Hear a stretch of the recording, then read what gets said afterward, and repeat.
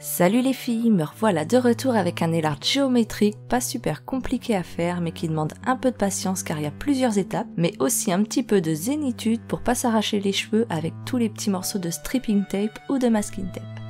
Donc si ça vous tente, je vous propose de rester pour zioter ce petit tuto.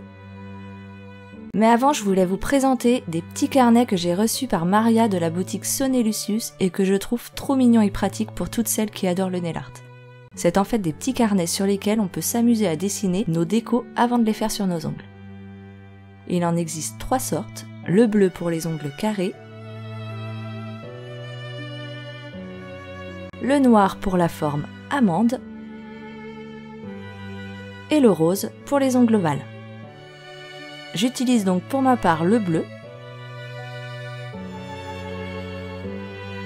Dans chaque carnet, il y a environ 100 lignes d'ongles, donc vous avez vraiment de quoi faire.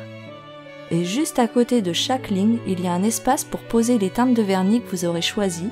Et comme vous pouvez le voir, les pages sont de bonne qualité et assez rigides car on ne voit pas du tout le vernis de l'autre côté.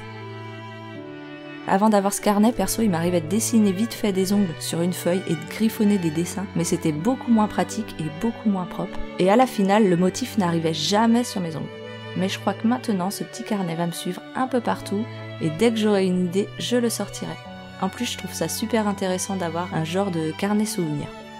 Voilà, c'était un de mes coups de cœur, donc je voulais absolument vous en parler. Si vous intéresse, je vous mettrai le lien en barre d'infos.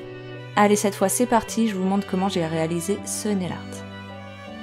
J'ai choisi 3 vernis de la nouvelle collection Kawaii de chez Circolor, et comme vous pouvez le voir pour celles qui connaissent la marque, le packaging a changé, les boîtes ont un style un peu rétro et le logo avec le C n'apparaît plus sur les flacons.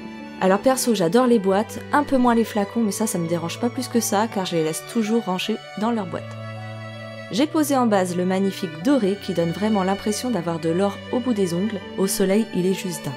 Je l'ai bien laissé sécher, puis je commence la première étape avec les vinyles. Vous pouvez prendre du stripping tape, du masking tape ou même encore du scotch, c'est selon ce que vous aurez chez vous. Et je les positionne en suivant les dessins que j'avais faits sur mon petit carnet. Je remplis les formes avec le rose framboise qui rend en fait beaucoup plus joli et vif en vrai. Et sans attendre, je retire mes vinyles.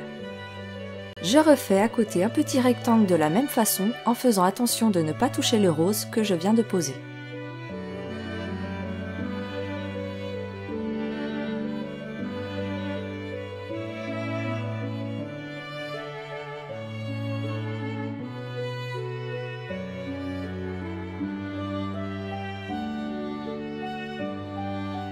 Je nettoie bien ce qui a débordé et je termine cette première partie en posant une couche de top coat à séchage rapide pour pouvoir enchaîner plus rapidement la seconde étape.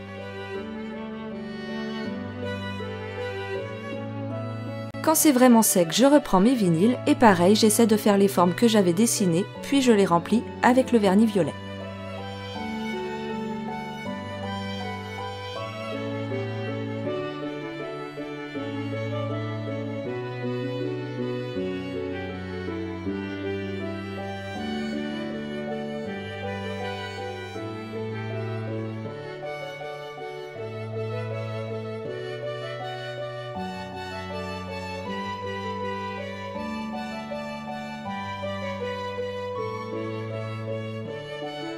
Je nettoie bien et je prends mon dotting tool et ma peinture acrylique blanche pour faire des petits points dans le rectangle. Puis je prends mon pinceau fin pour tracer des lignes dans l'autre forme rose. Alors désolé, on voit pas bien, mais j'arrivais pas à faire correctement mes lignes sans cacher un petit peu la caméra. Comme d'hab, je nettoie bien les contours pour que ça rende bien net et j'applique ma couche de top coat finale pour faire briller mon nail art et le faire tenir plus longtemps.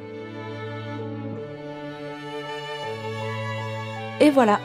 Donc j'avoue que ça peut sembler un peu fastidieux à faire, perso pour faire mes 2 mains je l'ai fait en 2 fois, mais j'ai beaucoup aimé le résultat. Et je pense que si j'avais pas eu les carnets de nail art, je n'aurais pas pensé à faire ce motif. Là j'ai tout suivi à la lettre comme si je faisais un peu une reproduction et c'est beaucoup plus facile. Et vous alors, c'est le style de nail art que vous aimez faire ou c'est plutôt le genre de truc qui vous rend folle? Moi, c'est les deux, et c'est bien pour ça que j'en fais pas souvent, sinon je serais chaud. N'hésitez pas à me donner vos impressions en commentaire, j'ai hâte de voir si vous aussi vous avez un peu de mal à garder votre calme face au stripping tape. Et si vous avez aimé cette vidéo, vous pouvez aussi mettre un petit pouce bleu et vous abonner à ma chaîne si ce n'est pas déjà fait. Merci d'avoir regardé ce tuto, je vous fais des gros bisous et à bientôt pour un nouveau nail art.